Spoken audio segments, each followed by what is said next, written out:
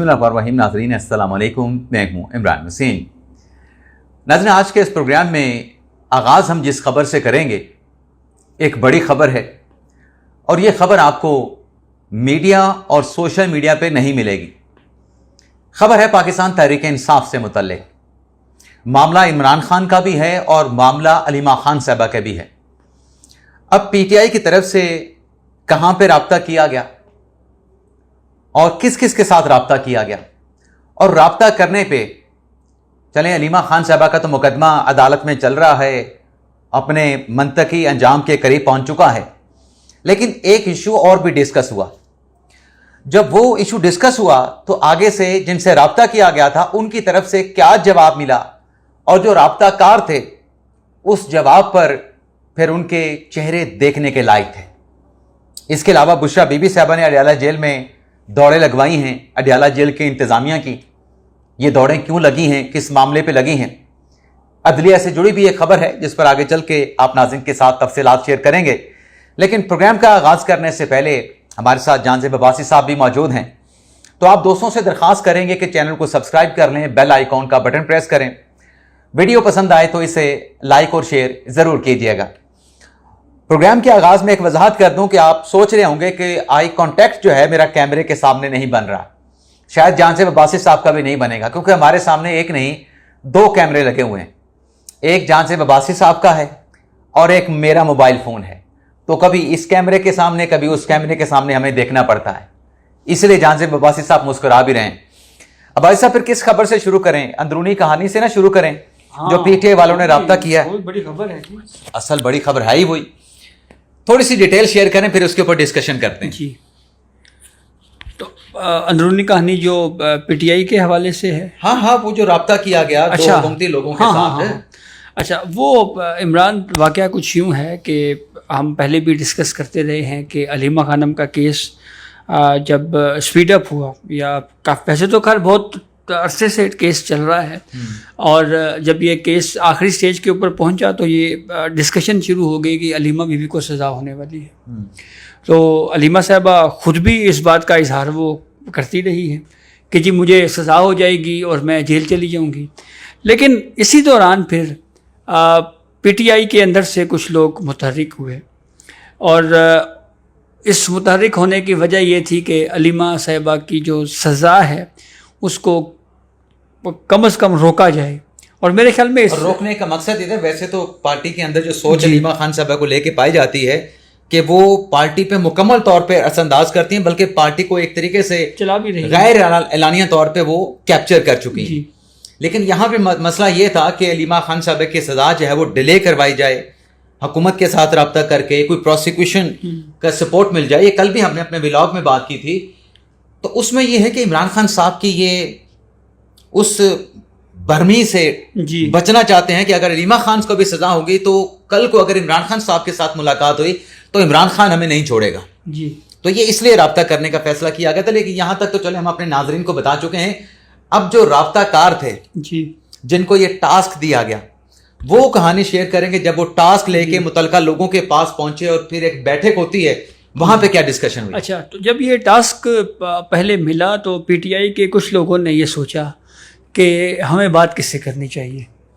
तो इस पर गौर हुआ, और गौर करने के बाद फैसला ये हुआ कि सेनेट के अंदर कायदे हिज़्ब इख्तिलाफ हैं एक पीटीआई से, जिनको इमरान खान साहब ने खुद नामजद किया है, राजा नासिर अब्बास साहब।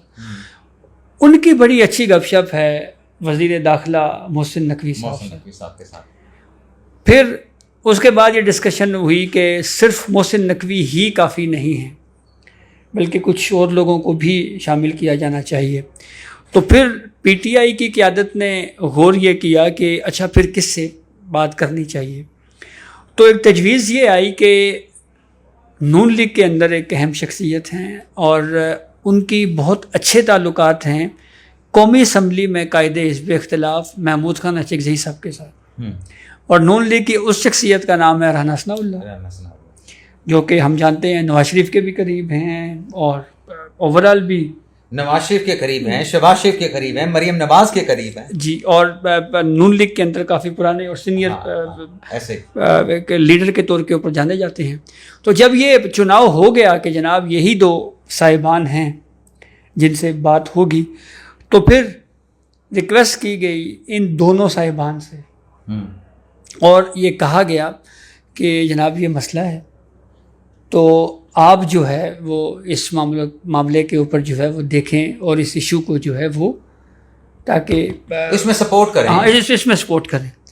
تو جب یہ معاملہ ہوا تو پھر اس کے اثرات تو بہرحال ہم نے دیکھے نا جی, کہ وہ بات جو بالکل طے ہو چکا تھا, پروسیکیوشن نے جا کے کہہ دیا نا کورٹ میں, جی پروسیکیوشن نے جا کے کہا, پتہ نہیں پیچھے کیا چل رہا تھا, لیکن پروسیکیوشن نے جا کے یہ ضرور کہا کہ جو علیمہ خان صاحب کی اپلیکیشن ہے کہ فرانزک کروانا ہے, تو ہمیں اس کا جواب دینے کے لیے, مطلب جواب دینے کے لیے وقت دیا جائے. تو ہمیں اور وقت جہاں 2-3 دن کا تھا وہ پھر 11 اگست کی 11 اگست ویڈیو جو ہے وہ بیچ میں رک گئی تھی, اور بات یہ ہو رہی تھی کہ جو علیمہ خان صاحبہ کا کیس ہے اب اس میں 11 اگست کی تاریخ پڑ چکی ہے جو پروسیکیوشن کی جانب سے عدالت سے مہلت مانگی گئی.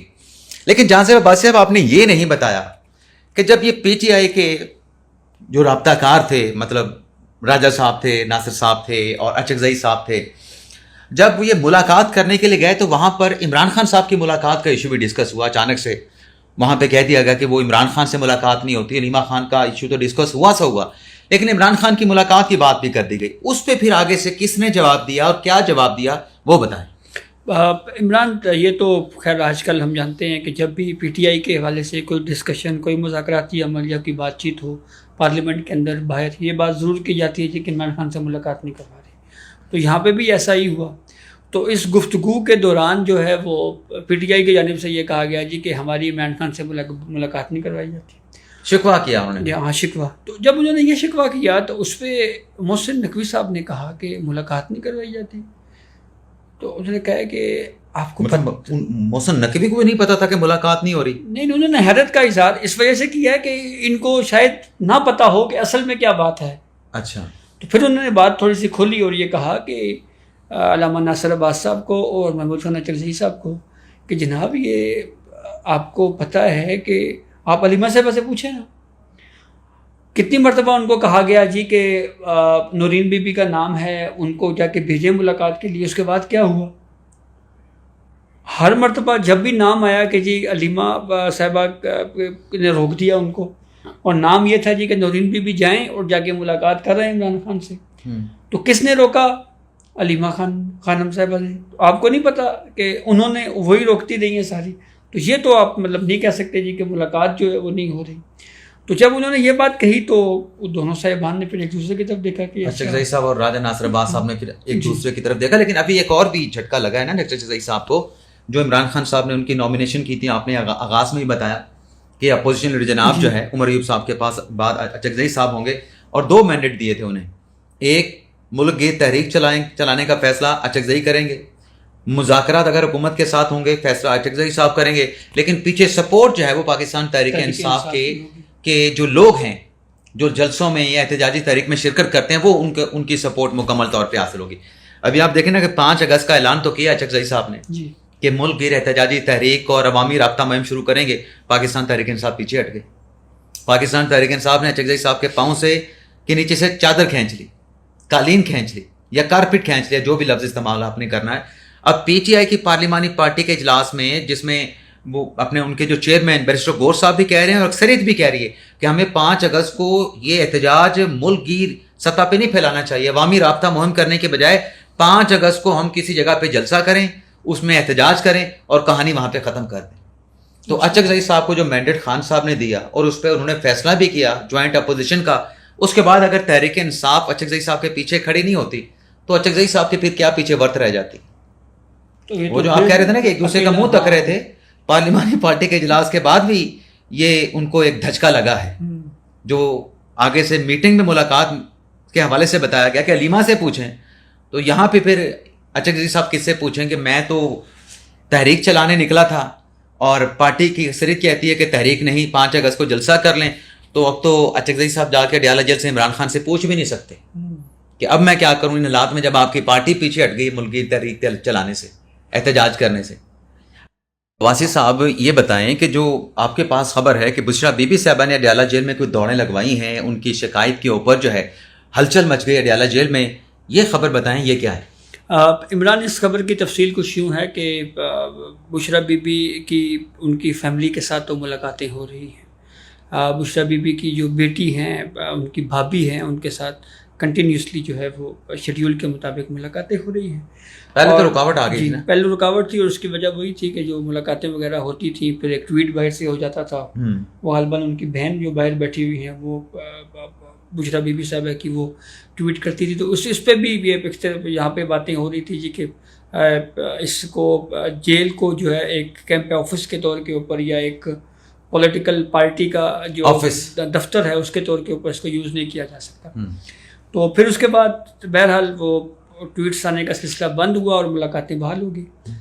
اب جو لیٹسٹ ایک ملاقات ہوئی ہے اس میں معلوم یہ ہوا ہے کہ بشرا بی بی صاحبہ کی جو بیٹی کے ساتھ ملاقات ہوئی اس پہ بشرا بی بی صاحبہ نے گفتگو کے دوران یہ بتایا اپنی بیٹی کو کہ ایک مرتبہ وہ وضو کے لیے انہوں نے وہ نل کھولا تو پانی جو ہے وہ تھوڑا گدلا آیا، صاف نہیں تھا. تو یہ پھر کمپلینٹ جو ہے وہ بشرا بی بی کی بیٹی کے ذریعے سے یہ پہنچا معاملہ پی ٹی آئی تک. پی ٹی آئی نے پھر متعلقہ حکام کو یہ بتایا، جیل کے انتظامیہ تک بات پہنچائی کہ جی یہ ایشو ہے. تو اس کو پھر میری اطلاع کے مطابق فوری طور کے اوپر نہ صرف حل کیا گیا ہے اس ایشو کو، اور بلکہ اس کے بعد اس بات کو بھی ایشور کیا گیا ہے کہ آج کے بعد دوبارہ یہ ایشو نہ ہو اور پانی کے جو صاف پانی کی جو دستیابی ہے وہ عمل اسی طریقے سے جاری رہے. اصل میں تو جہاں سے آپ کو پتا ہے کہ ہمارے ٹوئن سٹی میں جو پانی سپلائی ہوتا ہے وہ مختلف ڈیم سے کیا جاتا ہے. ہمارے گھر میں، آپ کے گھر میں جو سرکاری سپلائی آتی ہے اس میں کبھی کبھار ایسا ہو جاتا ہے کہ پانی گندلا آ جاتا ہے.